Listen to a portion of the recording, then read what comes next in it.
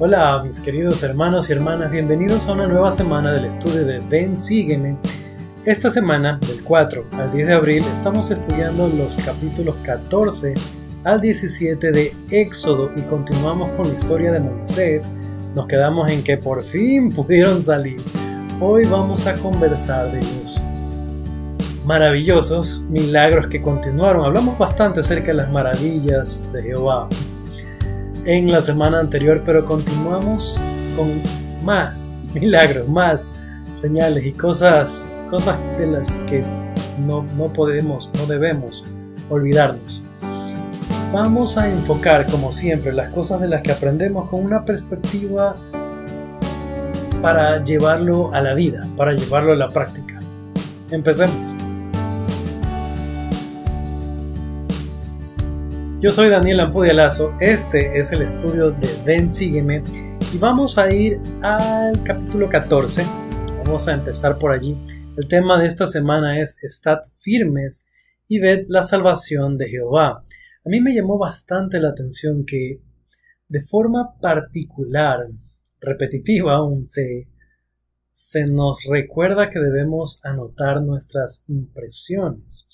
En el manual del estudio individual y familiar de Ven Sígueme, es algo que se repite algunas veces en esta semana y me llamó la atención. Les recomendaría que recuerden tener un cuaderno o algo a la mano. Puede ser en la misma aplicación de la biblioteca del Evangelio o donde más cómodo les parezca, en su teléfono, en el email, en alguna aplicación de tomar notas. Para mí es bastante eficiente usar la aplicación de la iglesia, la biblioteca del Evangelio, para ello, porque uno puede subrayar, puede hacer referencia a otros pasajes de las Escrituras y aún puede dejar anotaciones. Incluso uno puede subrayar y guardar eso ese subrayado dentro de una categoría, ponerle una etiqueta. Luego uno puede buscar la etiqueta que diga, por ejemplo, bautismo, y salen todas las Escrituras que yo he anotado bajo esa etiqueta, así que es una buena recomendación para los que les gusta el puño y letra y escribir las cosas tradicionalmente. Yo el año pasado les puse a disposición esto, que es basado en el estudio de Doctrina y Convenio realmente, y tiene las referencias de estudio para el Ven Sígueme del año pasado. No he hecho uno nuevo para este año. Sin embargo, de las dos versiones que existían, uno en color rosadito para las damas y otro azul más neutral para los que no les gusten esas cosas, también tenía una versión en la que estaba cada semana anotado el estudio, y una versión que solo tenía hojas en blanco para anotar, que es lo que yo utilicé para anotar en la conferencia. Sea de este medio o cualquier otro, lo importante es recordar el mandato de anotar nuestras impresiones. Para ellos, para los israelitas, fue de particular importancia que se les mandó a recordar lo que Dios había hecho por ellos. La conferencia fue maravillosa. Tomé yo bastantes apuntes, bastantes cosas me llegaron al corazón. Encontré respuesta a oraciones, a inquietudes. Como les decía, es tiempo de aplicar estas cosas a nosotros mismos. Vamos ahora sí al capítulo 14. Entonces, Éxodo, capítulo 14, vamos al versículo 4, dice lo siguiente: Y yo endureceré el corazón de Faraón para que los siga, y seré glorificado en Faraón y en todo su ejército, y sabrán los egipcios que yo soy Jehová, y ellos lo hicieron así. La misma aclaración que hicimos la semana anterior, y creo que la anterior también, no recuerdo. Estas escrituras dicen que Dios es el que endurece el corazón de Faraón, y en la traducción de José Smith, inspirada de José Smith, dice que Faraón solito, él solito endureció su corazón. Entonces es bueno cuando leamos con nuestra familia en nuestro estudio individual recordar eso, porque es muy importante. No es que Dios nos hace enojar, no es que Él nos incita a enojarnos, y no es que Él pone el sentimiento del enojo en nosotros.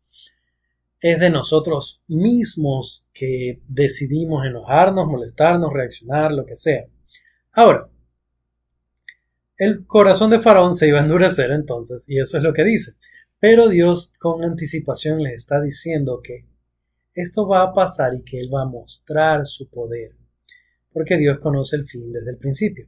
Ahora, ¿qué pasó? Que a Faraón le llega el chisme de que no es que los israelitas se habían ido solo a 3 días de camino, sino que ya se habían ido más lejos y que estaban claramente huyendo de Egipto. Entonces, Faraón y un montón de carros, obviamente no los carros nosotros, los carros de ellos, estos carruajes, salen en persecución de los israelitas, y cuando los israelitas se dan cuenta y ven que Faraón viene atrás de ellos, reaccionaron, y vamos a leer eso en el versículo 11.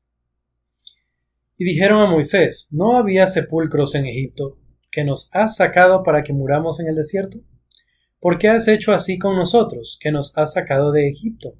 ¿No es esto lo que te hablamos en Egipto, diciendo: déjanos servir a los egipcios, porque mejor nos hubiera sido servir a los egipcios que morir nosotros en el desierto?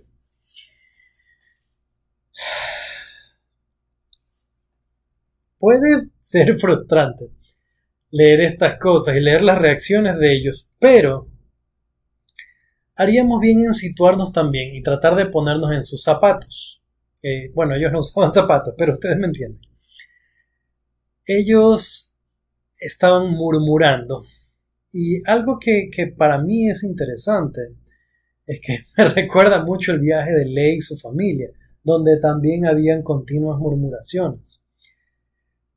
Me recuerda la sabiduría de Dios, en la que no solamente se lleva a los justos, sino que justos e inicuos tienen que crecer juntamente. No se puede separar lo bueno de lo malo todavía. No vaya a ser que no sea claro el asunto. Además, Dios da muchas oportunidades a las personas de arrepentirse, y este pueblo tenía mucho de qué aprender. Ahora, no critiquemos demasiado a los israelitas y no pensemos que hubiera sido nosotros. Tal vez la reacción hubiera sido la misma. Yo me puse a pensar, ¿cuántas veces hemos tenido un sentimiento lindo en una conferencia, al leer las escrituras, al participar en una noche de hogar, al estar presenciando una ordenanza del evangelio, al estar en el templo, aún al pasar cerca del templo? ¿Cuántas veces no hemos tenido un sentimiento confirmador de que Dios existe, que nos va a dar paz, que va a estar ahí para nosotros, que todo va a estar bien? Y sin embargo, luego en la vida, continuamente tenemos problemas que nos hacen sentir mal, con mucha tristeza, mucho decaimiento, y nos frustramos y pensamos: ¿qué estoy haciendo? ¿Y por qué estoy aquí? ¿Y entonces para qué? O de pronto tenemos un llamamiento y yo no quería este llamamiento, siempre pasa lo mismo, estas personas no hacen caso, nadie me escucha. O quién sabe cuántas cosas. ¿Somos o no somos como los israelitas? Y yo creo que en muchas ocasiones, la mayoría de ocasiones, nosotros tenemos la tendencia a reaccionar así porque todavía no somos perfectos. Sin embargo, en lugar de criticar a los israelitas, podemos ver de lejos, muchos años atrás, sabiendo, igual que Dios, el fin desde el principio para ellos. Nosotros leemos esto sabiendo lo que Dios haría por ellos. Ellos no lo sabían, todavía no lo entendían. Entonces, así como podemos ver su historia, podemos aprender a tener fe en que nosotros no sabemos, no sabemos qué Dios tiene preparado para nosotros, no conocemos el fin desde el principio, no sabemos cómo nos va a bendecir, pero podemos tener esperanza. Ahora, las palabras de estos israelitas es: no había sepulcros en Egipto. Es una forma bien fea, bien fea de hablar. Pero utilicemos este tipo de lenguaje para reconocerlo en nosotros, para saber de qué manera yo murmuro también hoy. Y este es un ejercicio individual, es para hacerlo en casa. Concentrémonos en tratar de no criticar a otros, de pensar: ah, sí, el hermano tal, yo lo escuché, él era así. O ah, mi tío, o ah, mi primo, o de pronto mi esposa, mis hijos, no sé. Tratemos de no pensarlo en disparar en otras direcciones, y nos podemos concentrar un poco más en encontrar en nosotros de qué manera somos así. Ahora, este aspecto bien de derrota Mejor nos hubiera sido servir a los egipcios que morir en el desierto. No miremos al pasado anhelando las cosas de antes. Enfoquémonos en el ahora. Una de las lindas lecciones de esta última conferencia es que podemos aprender del pasado, sí, podemos prepararnos para el futuro, deberíamos, pero debemos concentrarnos en el ahora y la acción que tomo ahora. Entonces, en vez de lamentarme que mejor me hubiera sido ser esclavo en Egipto que estar aquí huyendo de estos ejércitos. En vez de estar lamentándonos por lo que ya pasó, busquemos qué hacer. Ahora veamos la respuesta y reacción de Moisés. Versículos 13 y 14. Y Moisés dijo al pueblo: no temáis, estad firmes y ved la salvación que Jehová hará hoy con vosotros. Porque a los egipcios que hoy habéis visto, nunca más volveréis a verlos. Jehová peleará por vosotros y vosotros estaréis quietos. Esta valiente postura de Moisés es increíble porque lo conversamos, se calcula, se aproxima que este pueblo eran aproximadamente 2 millones de personas, entre hombres, mujeres y niños. Y teníamos un cierto número que eran combatientes, que eran hombres, y tenía todo el pueblo enardecido en contra de sí, Moisés. Pero yo me pongo a pensar, realmente no era todo el pueblo. Tienen que haber ciertas voces por ahí que eran las que arrastraban a todo el mundo. Y así es para todo. Nunca es todos que están en oposición. Pero a veces nosotros nos enfocamos en lo negativo de ciertas personas. Por un lado, la gente que los sigue, que no piensa mal, que no opina mal, pero que escucha y dice, es verdad, y se van por el lado malo. Y por otro lado, nosotros a veces nos ofendemos pensando que todos están en contra de nosotros, cuando realmente son uno que otro que levantan la voz y hacen mucho desorden. Pero Moisés se levantó valientemente y a hacer promesas. Y esto me hace pensar también en las promesas que nos han hecho en la última conferencia. Voy a estar hablando bastante de la conferencia porque realmente me hizo mucho bien. Ahora, símil de estas cosas, Dios puede pelear también nuestras batallas. Dios puede enfrentarse a cosas de tal forma que nosotros estamos quietos. Esto no va a ser siempre.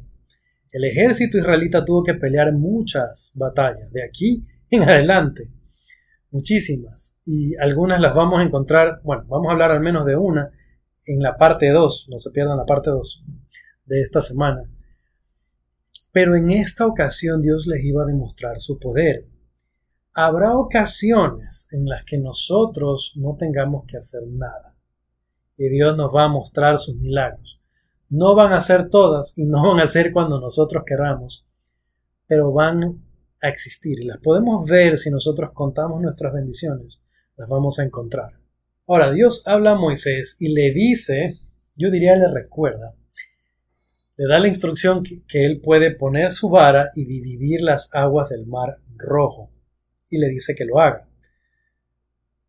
Lo conversamos al principio del estudio de este año, que cuando Moisés tiene una visión y se le aparece Dios, él le dice en la segunda ocasión, cuando le muestra todas las creaciones, y le muestra la creación de esta tierra, él le dice que será más fuerte que muchas aguas. En aquella ocasión, cuando hablamos de eso, yo les dije, tal vez cuando llegó el momento y Moisés supo lo que tendría que hacer, porque ya se le había dicho antes, tal vez fue una ocasión de erizársele la piel, tal vez fue una situación de mucha emoción, tal vez de mucho temor, no lo sabemos. Pero Moisés había recibido la promesa antes. Entonces él había sido preparado ya con la idea, y en este momento se le da la idea completa, se le da ya la instrucción. Ahora veamos lo que pasa, versículos 19 y 20. Y el ángel de Dios que iba delante del campamento de Israel se apartó, e iba en pos de ellos, y asimismo la columna de nube que iba delante de ellos se apartó y se puso a sus espaldas, e iba entre el campamento de los egipcios y el campamento de Israel, y era nube y tiniebla para aquellos, y alumbraba a Israel de noche, y en toda aquella noche nunca se acercaron los unos a los otros. Esta parte me gusta bastante porque estamos en una activa persecución. Faraón consideraba que ellos habían sido atrapados en el desierto, que no tenían a dónde huir, y ellos estaban avanzando en dirección del Mar Rojo, que era de locos porque era como que ellos mismos se iban a poner entre la espada y la pared, tal vez muy literalmente en este sentido. Obviamente Faraón no conocía la mente de Dios, no sabía lo que pasaría, pero fíjense en esta persecución, cómo se habla que el ángel de Dios, y aunque Dios mismo, Jehová, se había colocado entre el ejército de Faraón y los campamentos de Israel, y esta nube que los cubría, que les daba sombra de día y que les daba luz de noche, se puso en medio de ellos, de tal forma que separaba a los egipcios de los israelitas. Y a mí eso me puso la cabeza enseguida a pensar mucho, porque nosotros estamos en este mundo, vivimos en el mundo, pero no somos del mundo. Y si lo permitimos, podemos estar bloqueados o separados de la mala influencia del mundo. Se nos han dado las herramientas, se nos ha dado, tenemos las escrituras, tenemos ven, sígueme para estudiar las escrituras. Se nos ha enviado en familias, tenemos la organización de la iglesia, a la que tenemos que volver a asistir, ahora que ya podemos ir. Tenemos las conferencias generales, tenemos profetas vivientes, y todas estas influencias que Dios nos da nos dividen, nos separan de la persecución del mundo. Pueden acecharnos, pueden estar ahí atrás, pueden estar casi encima de nosotros. Nos toca avanzar adelante, como lo dijo el elder Uchtdorf en su discurso. Vamos hacia adelante con fuerza, como bicicleta, como avión, para no caernos, para no desbalancearnos. La única manera es ir. Y esto es lo que hicieron ellos, y es lo que podemos hacer nosotros, se aplica a nosotros. Entonces encontramos que de varias maneras esto se aplica a nosotros, de forma emocionante diría yo, incluso porque tenemos la misma aventura que ellos, y de la misma forma que ellos será bueno que recordemos las formas en las que Dios nos libera a nosotros, así como libró a los israelitas. Vamos ahora al versículo 21. Y extendió Moisés su mano sobre el mar, e hizo Jehová que el mar se retirase de por medio de un recio viento oriental toda aquella noche, y secó el mar por en medio, y las aguas quedaron divididas. Aquí hay algunas cosas que me gustaría aclarar, explicar. Hay muchos científicos que han tratado de explicar qué fue lo que sucedió de una manera racional, como un fenómeno meteorológico, cómo es que los israelitas pasaron por allí, por en medio del Mar Rojo. No hay tal, las escrituras son claras. Esto fue la acción de esa noche. Y es algo increíble porque el camino queda seco. Ellos no cruzaron por un pantano, ellos no cruzaron por algo infestado, terrible, era tierra seca. Y también se habla más adelante que ellos observaban como pared a los lados el mar. Debió ser algo impresionante. Además, recordemos que Dios estaba haciendo esto de tal forma que ellos, que habían crecido en medio de los egipcios politeístas, reconocieran a un único Dios verdadero. Entonces, era importante para ellos presenciar este nivel de milagros para establecer al pueblo de Israel. Y como sabemos, a pesar de todas estas cosas, iban a pasar muchas otras cosas. Pero eso es más adelante. Sigamos, vamos al versículo 22. Entonces los hijos de Israel entraron por en medio del mar en seco, teniendo las aguas como muro a su derecha y a su izquierda. Y el 23. Y siguiéndolos, los egipcios entraron tras ellos hasta en medio del mar, toda la caballería de Faraón, sus carros y su gente de a caballo. Yo no sé en qué cabeza Faraón, en qué enojo y todos los demás, todos los egipcios, estaban obviamente molestos porque ellos estaban viendo cómo su obra gratuita, sus esclavos que les trabajaban bien y les trabajaban de agrateche, así facilito, cobrando poquito, se les escapaban. Entonces ellos iban detrás de sus riquezas y de sus recursos. Y esto a mí me hace pensar en este grandioso y maravilloso milagro, esta cosa increíble que ellos estaban experimentando. Israel estaba atravesando esto con un sentimiento de buscar su libertad, con un sentimiento de ser ellos un pueblo para Dios, a pesar de los problemas. Faraón estaba detrás de sus riquezas, o de mayores riquezas, podríamos decir. Ellos se habían aprovechado del trabajo de los israelitas por cientos de años, lo conversamos en clases anteriores, en semanas anteriores.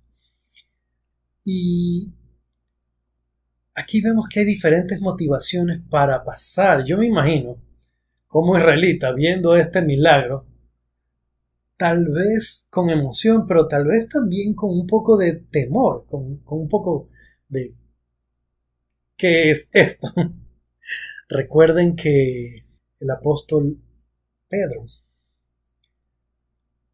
cuando ve a su Señor caminando en el agua, le dice: Señor, si eres tú, manda, y yo también camino. Y empezó a caminar, pero luego vio las aguas, vio el mar bravo, las olas, y se empezó a hundir.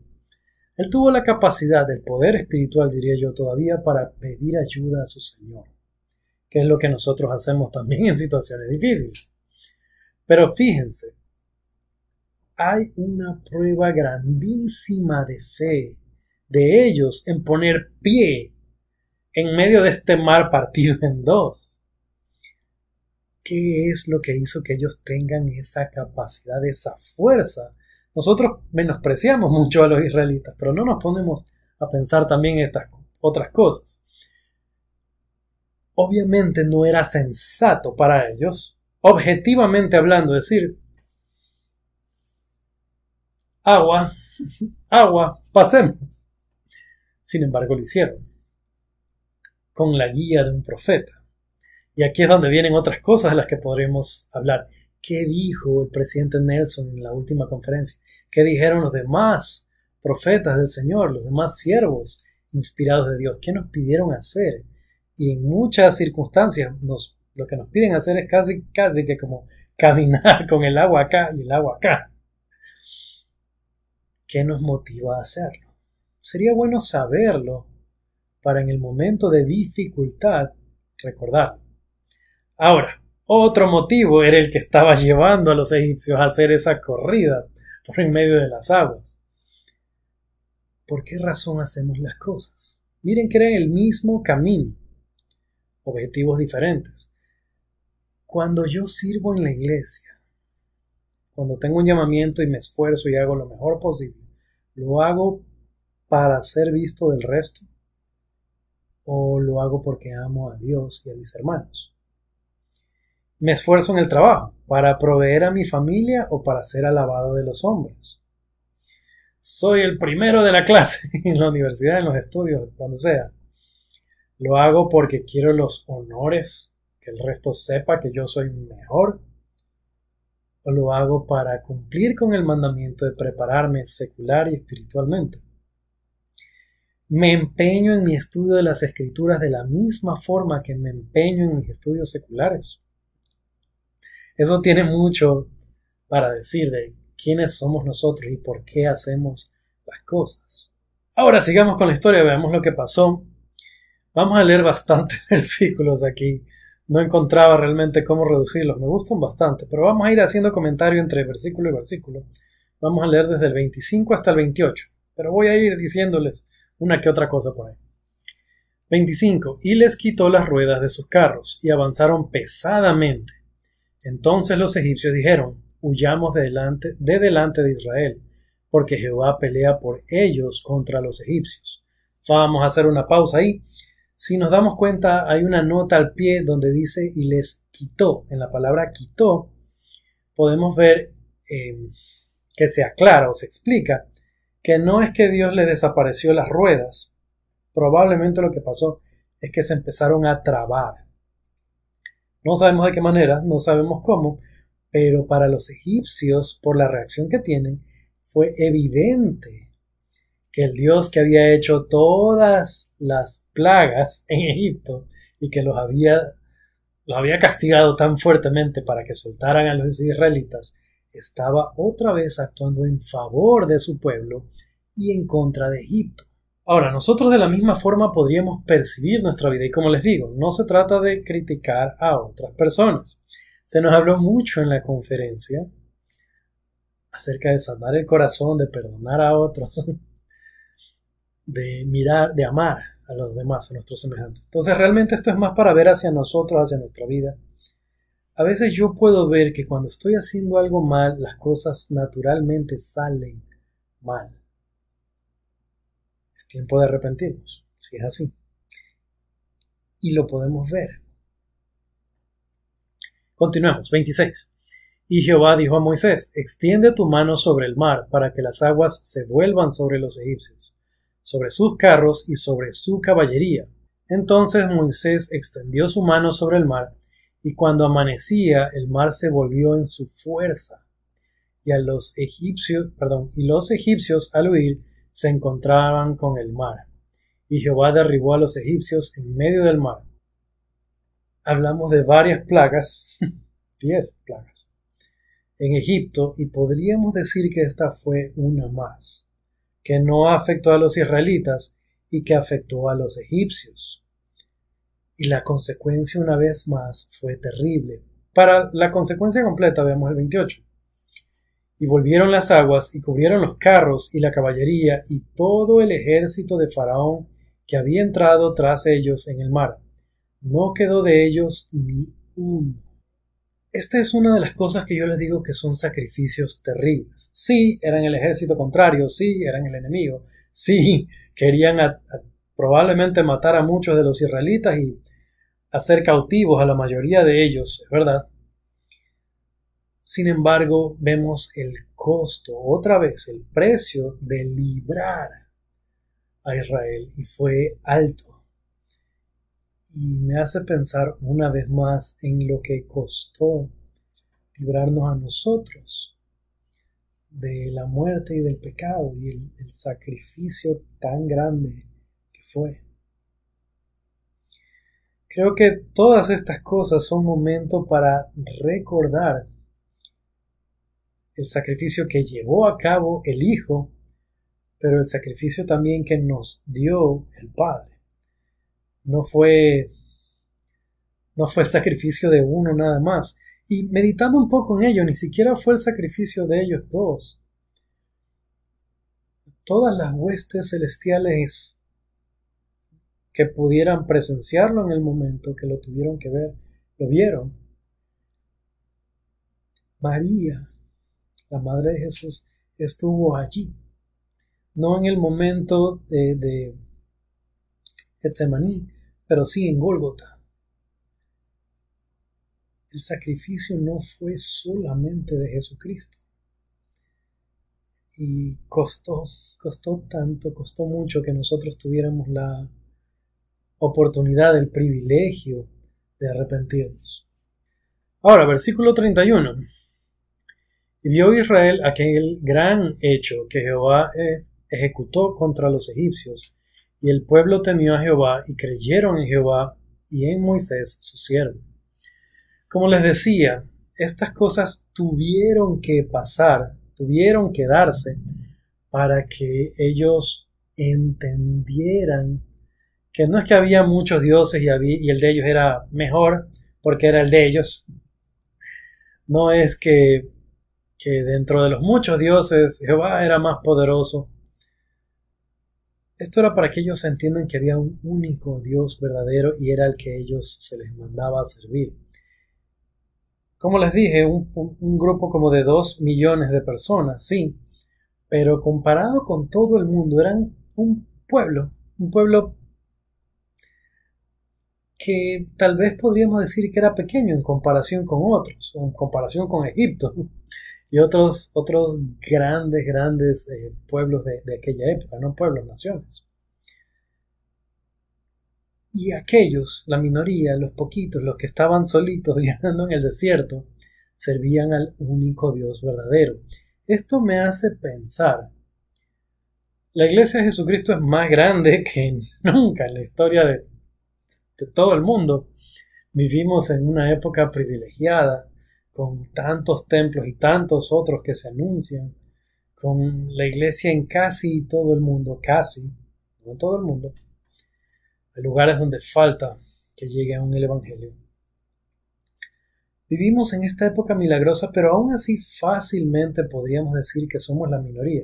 Si nosotros tomamos a todos los cristianos del mundo, no los miembros de la Iglesia de Jesucristo, los santos de los últimos días, sino cristianos, todas las iglesias cristianas, y sumemos a los judíos, si tomamos a todas estas religiones, aún no somos la mayoría en el mundo. No lo somos. Seguimos siendo un grupo que podríamos decir pequeño, que podríamos llamar como pequeño, aunque somos muchos. Pero servimos a un único Dios verdadero y eso es lo más importante, reconocer las maravillas que Dios hace por nosotros nos volverá más gratos, más cercanos a Él. Dentro de todas las cosas que hemos estado hablando y que son citadas por muchísimos otros profetas en las escrituras, en diversas escrituras, en el libro de Mormón, en el Nuevo Testamento, se las recuerda una y otra vez porque fue un milagro maravilloso. Algo que me gusta mucho es las palabras, estoy un poco enredado, son las palabras, del apóstol Pablo. Vamos a 1 de Corintios, capítulo 10. Vamos a leer los primeros versículos. Dice, 1. Porque no quiero, hermanos, que ignoréis nuestros padres. Todos estuvieron bajo la nube, y todos pasaron por el mar, y todos en Moisés fueron bautizados en la nube y en el mar. Y más adelante habla también del maná, que es algo que vamos a conversar en la parte 2 de esta semana, no se lo pierdan. Pero me gusta mucho este símil. Aún de esta forma, nosotros encontramos cómo las escrituras hacen referencias la una a la otra continuamente. Esta nube que los cubría, ¿qué es la nube sino agua? Ellos estaban debajo del agua, como sumergidos, podríamos decirlo, en el agua. Ellos pasaron luego por en medio del agua a un lado y agua del otro. Y para ellos como pueblo, esto fue su bautismo por agua. Una y otra vez en las Escrituras encontramos estas referencias a Jesucristo o a Jehová, su nombre en el Antiguo Testamento. Y me gusta mucho porque en ello encontramos nuestra relación con Dios. Como lo dijimos, Él va a protegernos, Él va a estar ahí con nosotros, Él va a efectuar poderosos milagros. Va a haber otras cosas en las que a nosotros nos toque pelear, nosotros nos toque salir adelante, pedalear, como decía el Elder Uchtdorf. Para mantener balance y equilibrio tenemos que seguir adelante, o como también se nos enseñó, mantener el ímpetu para continuar. En inglés le llamaron momentum, para poder avanzar hacia adelante. Muy bien, mis queridos hermanos y hermanas, eso en cuanto a la parte 1, todavía nos falta la parte 2, y aun cuando el milagro más maravilloso, tal vez de todo el Antiguo Testamento, haya quedado ahora atrás, aún hay muchas cosas de qué hablar sobre el viaje de los israelitas, muchas comparaciones que vamos a hacer y la narración de su primera batalla. No se pierdan entonces la segunda parte. Si llegaron hasta aquí, like para ustedes. Si les gustó el video, like para mí, se los agradezco muchísimo. Amigos, será hasta la próxima.